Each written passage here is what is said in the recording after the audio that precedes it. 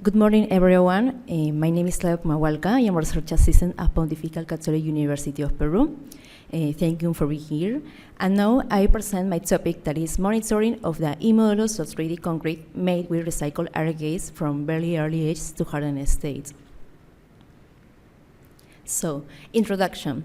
In the construction industry, 3D printing emerged as a technological innovation due to its advantages in digitalization and automation.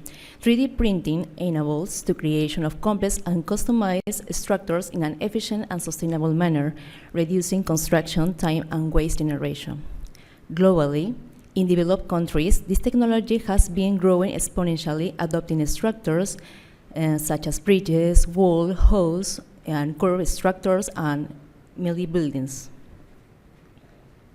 So we can see in this image the printing process that we have. For example, in this case, we have a colibri printer that is in the Pontificia Catolica, and we have a pump, a feeding system, a hose, a colibri printer, a material output, a printing base, and a controller command subsystem. Those components are essential if we want to, our meats have to be printable. So if we like to be our meats be optimal in when we have to print it, we have to consider the speed, the velocity of the you print it. The other we have to consider is the geometric characteristics and the buildability, for example. So if we have three essential parameters that we have to consider in the printability. First, we have the fluidity. Fluidity is a crucial property as it determines the rheology of fresh cementitious materials. Our meats has to be the fluid to come past to the nozzle, to the hose, and to the pump. Then we have the parameter of extrudability, that is the ability of a material to be continuously deposited or extruded through a nozzle. And finally, we have the parameter of buildability, that is the support, the capacity of weight, so without collapsing layer. In this case, we have to focus in buildability because it's an essential parameter. You have to avoiding collapse or plastic collapse or buckling, for example. So if we have to focus in buildability, we have to analyze more about the modulus of elasticity.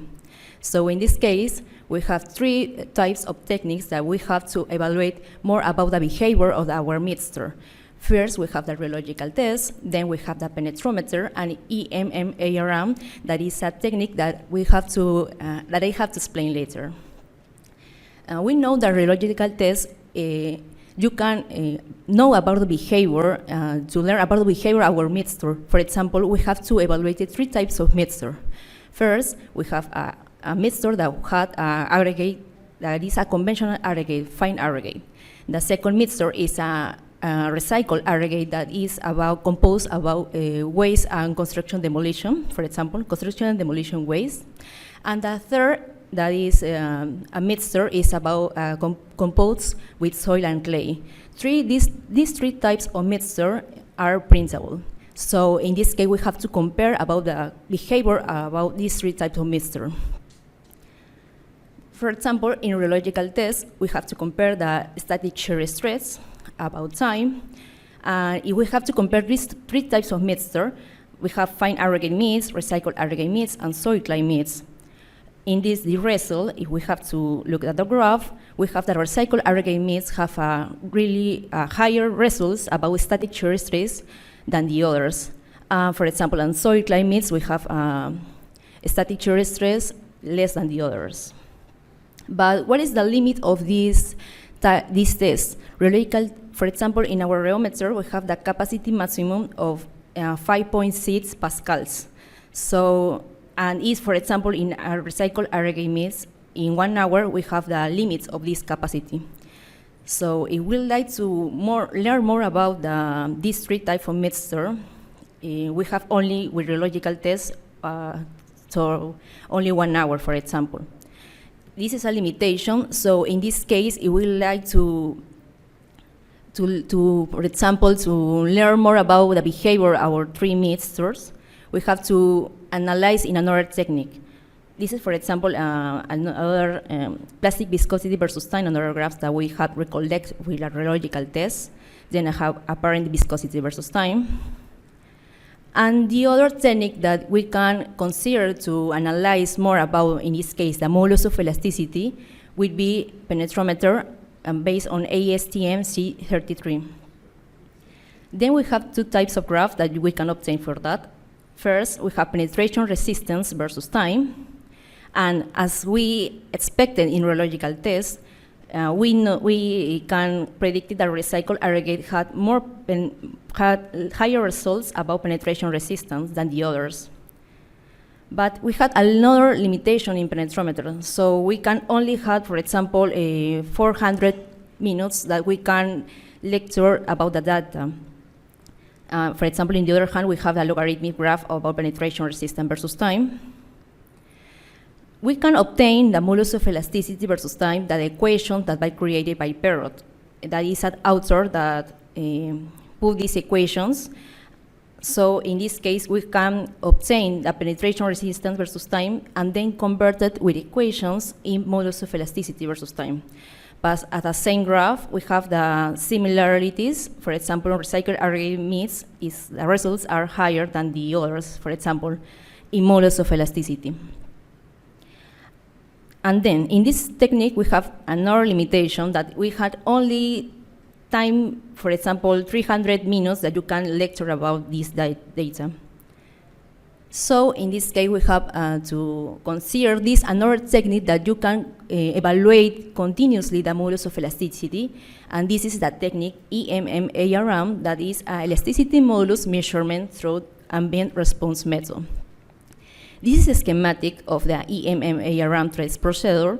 You can, for example, first, you can to create a beam, then you have to connect with a sensor, connect it with a accelerometer, and then you can connect it with a laptop or a computer, then you can collect the data, and then with a program, you can transform this data in modulus, in frequency versus time. And then with equations, you can convert that in modulus of elasticity versus time. So this is a schematic of the EMM-ARM. There are two types of beam. For our case, we use the letter A, that is a beam in vivid that is connected with a sensor in one side. But we had another case that we had to put the sensor in the middle.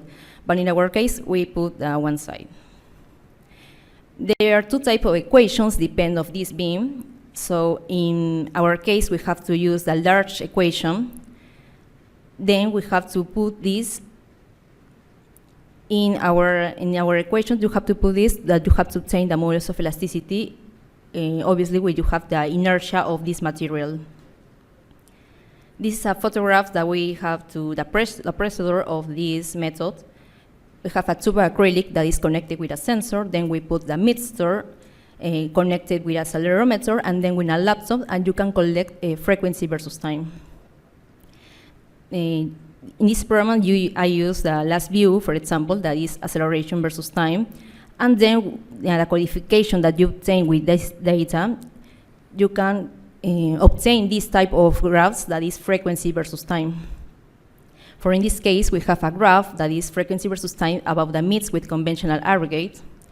Then we have a frequency versus time when mixed with 100% recycled aggregate, and then frequency versus time that is a mix composed of soil and clay.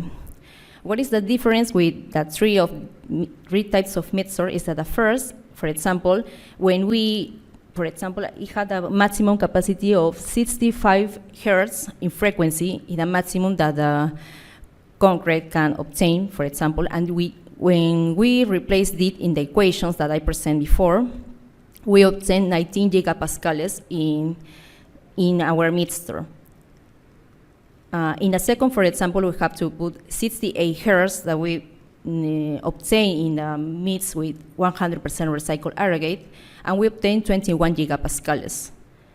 And finally, we have to obtain in the mix composed of soil and clay about 25 hertz, we obtain 5 gigapascals. So in conclusion, the results obtained through the three evaluation methods, rheological test, penetrometer, and EMM-ARM, demonstrate that the elastic modulus of the meats with recycled aggregate is superior to that the other uncontrolled meats, for example, the conventional aggregates, and significantly higher than that of the soil clay meats. This monitoring allowed us to analyze the variable's behavior, its early setting hours, and to project its structural performance over time. And that's it. Thank you so much.